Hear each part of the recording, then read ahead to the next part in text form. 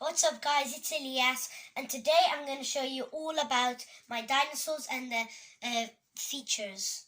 So first let's start with the Ankylosaurus. The Ankylosaurus lived in the Cretaceous period 65 to 67 million years ago.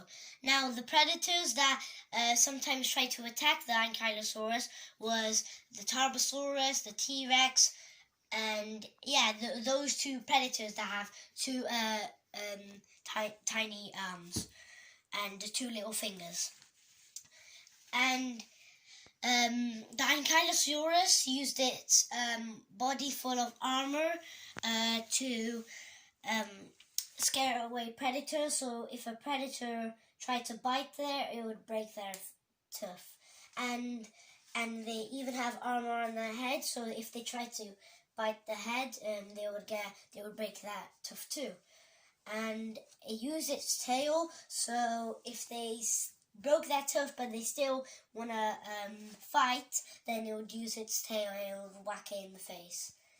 So yeah, and it ate plants. Those are all the different things about the Ankylosaurus. So now let's go on to the Triceratops. So the Triceratops lived in the Cretaceous period, 65 to 67 million years ago. And its predators were the T-Rex and the Tarbosaurus, the same as the Ankylosaurus, because they lived in the same period. And it ate plants, it used its horns to attack predators, and sometimes if they wanted to be the leader, they would use its crest. Now the Triceratops actually has little type of colors on its crest, and he used that to scare away other Triceratops so they could win the match and be the leader. And they shook their head to make them dizzy, and then they would run away and they would get the and they would be the boss. And and the Triceratops walked on 4 legs, and it was actually 11 feet tall. So half the size of a T-Rex. So a T-Rex is 25 feet tall and 41 feet long. And and the Triceratops is shorter and not longer. So it's half the size. And now let's move on to the other dinosaurs. So now we have the Dracorex. So the Dracorex lived in the Cretaceous period, the same period with the Triceratops. The same thing they did, they would bash their heads for territory. Whoever would win the match wins it all. Now here I have a relative, which is the Pachycephalosaurus. They are relatives. And there's one more relative that I don't have yet, is the Stygimoloch. And scientists say that he has the strongest headbutt. So it's kind of going to the Pachycephalosaurus, the Dracorex, and then the Stygimoloch. So and the Stygimoloch was actually as fast as an ostrich, and it ate plants. So now let's move on to another dinosaur, which is the Protoceratops. Now the Protoceratops lived in the Cretaceous period, the same period with the Triceratops, and the dinosaur that hunted them was the Velociraptor, and they lived in herds to protect themselves because the Velociraptors, they hunt them. And sometimes they use their claws to click through their skins. And and it ate plants. It has 1 horn, and it has the same crest as the Triceratops.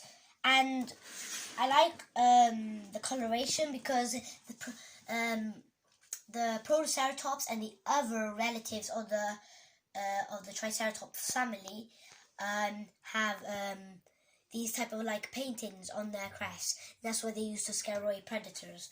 Every ceratopsian has that because they use it to scare away the other dinosaurs. And yeah, now let's go on to velociraptors. So here I have two velociraptors. This is my Primal Pal Blue, and here that's my big Colossal Blue.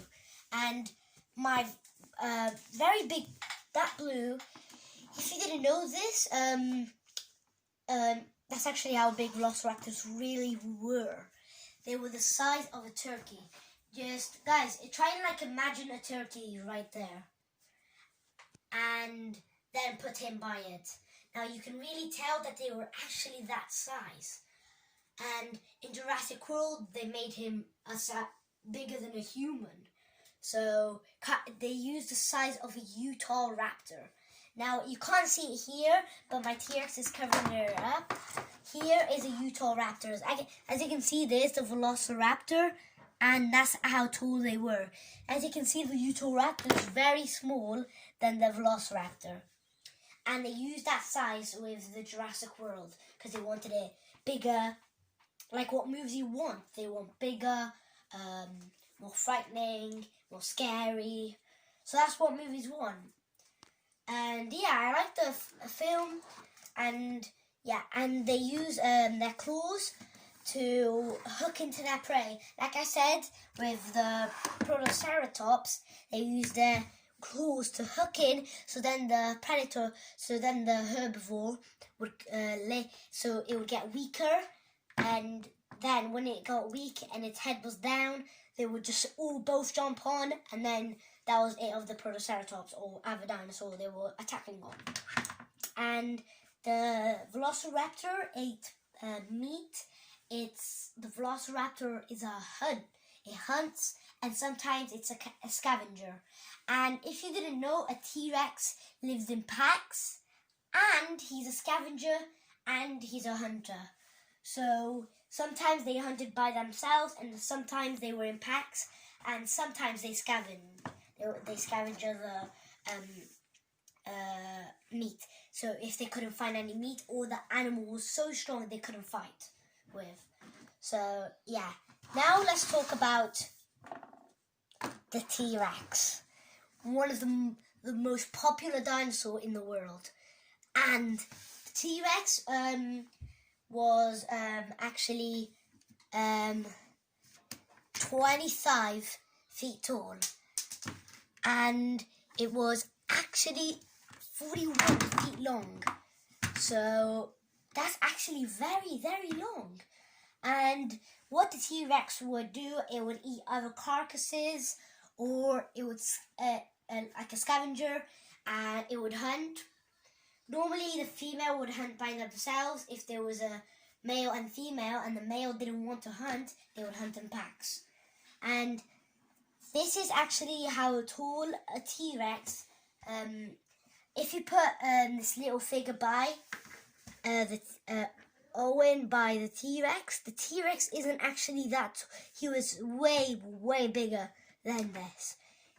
It is believed that the T-Rex, his head was actually about this size. So if you put a human there, that's how big it would be. And scientists actually believe that the T-Rex was actually this tall compared to a human. So like in a 2-story tall, so this is 1 story, and then imagine a 2-story. So 1 story and then a 2-story. So that's actually kind of the size of the T-Rex. Now the biggest T-Rex skeleton I've ever found is the name Sue. Now the Sue is in the National History Museum in Chicago, and yeah, that's where they put her. And the skull isn't actually real. They said that the real skull is actually upstairs in the 2nd floor. So that isn't a real skull. It's from an artist that they painted. So yeah, what the T-Rex really hunted on was Triceratops, Ankylosaur, and carcasses. It didn't hunt carcasses because they're already dead. It was scavenge. So T-Rex was a scavenger and a hunter. So now let's go on to the Giganotosaurus, which is bigger than the T-Rex. Now, the Giganotosaurus is about like this size. I know, guys, this is not a Giganotosaurus. This is actually the Indominus Rex from Mattel. But in the DNA of the Indominus Rex, they used the DNA of a T-Rex, the DNA of a Giganotosaurus, who is actually bigger than a Giganotosaurus, so actually bigger than a Spinosaurus. And they used the DNA of a raptor. So that's actually very tall. But everyone knows he didn't actually exist. It was created by Dr. Wu, so as the Indoraptor. No one actually knows the size of the Indominus Rex because it's not real. The Giganotosaurus was actually 51 feet long, and the Spinosaurus, I don't know if you guys will believe me, but he's actually 59 feet long, the Spinosaurus. So yeah, and now the Spinosaurus actually has very long arms, such as like the Indominus Rex. His arms are very long, as you can see. Compared to a T-Rex, this is obviously the super colossal T-Rex. Now, the T-Rex's arms are that big compared to the Giganotosaurus' arm and the Spinosaurus' arms. Now, people laugh about the T-Rex's arms, but guys, don't. In real life, I'll tell you the dinosaur that actually has the smallest arms. So this is actually the Carnotaurus. The Carnotaurus has the smallest arms of any dinosaur. And don't believe it, guys. The T-Rex's arms was actually as long as a 5-year-old. So that's actually very long, about like 5 feet long. Yeah, the Carnotaurus was actually as fast, nearly as fast as a Velociraptor. So the Velociraptor is talking about 50 to 60 miles an hour. Now, then the Carnotaurus would be 40. So that's nearly as fast as a Velociraptor, nearly as fast. Yeah, and believe it or not, guys, scientists believe that actually the Velociraptor babies were actually this. They were actually that tall. So that's like the mum, and then because they're that small, that's a fully grown. And then you can just put the baby there. Now you can tell, I pretty much think that that's how big the baby Velociraptors really were. Yeah, and now let's talk about the pterodactyl. Now, I know that there's the biggest flying reptile that ever flew the earth, which is the Quetzalcoatlus. Now, believe it or not, guys, the Quetzalcoatlus is wingspan were over about 20 feet long. His wingspan, so that's as long as a T-Rex, nearly, because the T-Rex is actually 41 feet long. Yeah, and it is 25 feet tall. So the pterodactyl is actually believed to be this size. As you can see, you can have a little picture. This is the pterodactyl, and this is the Quetzalcoatlus. Now the Quetzalcoatlus, his legs are as long as us, and the wings are as longer than humans. And look, that's how small the Quetzalcoatlus is compared to a Spinosaurus. Now imagine a Spinosaurus. That's actually very big, because already the Quetzalcoatlus is already big. Now you're talking about the Spinosaurus. Spinosaurus is way, way bigger. The biggest animal to have ever walked the earth. A carnivore. Yeah. And now let's talk about I think this is going to be the last one we're going to talk about, or the two last ones are the Argentinosaurus and the Stegosaurus. So the Stegosaurus used its plates on its back to scare away predators like the Allosaurus, and it lived in the Cretaceous period, and it used its spikes to attack predators. So if the Allosaurus wasn't scared and there was multiple of them, the Stegosaurus will definitely use that tail. Believe it or not, guys, scientists have found a skeleton of a skull of an Allosaurus that had a little hole the same size as a Stegosaurus spike. So that means he got injured and probably died before the extinction. And yeah, so the Stegosaurus actually has the brain the size of a walnut. So that's a very, very small brain. So its brain was actually smaller than the human brain. So imagine just picking up a walnut and then imagining that's how big a Stegosaurus' brain it really is. Now, here I have an Argentinosaurus. It's not really scaled to the other ones. But, yeah, that doesn't matter. So, I'm pretty much thinking that the Brachiosaurus is 70 feet long. Now, the Diplodocus is bigger than the Brachiosaurus. So then we're talking about like 79. And then we're talking about the Apatosaurus, which is smaller than the Brachiosaurus. So that would be like 60 feet long.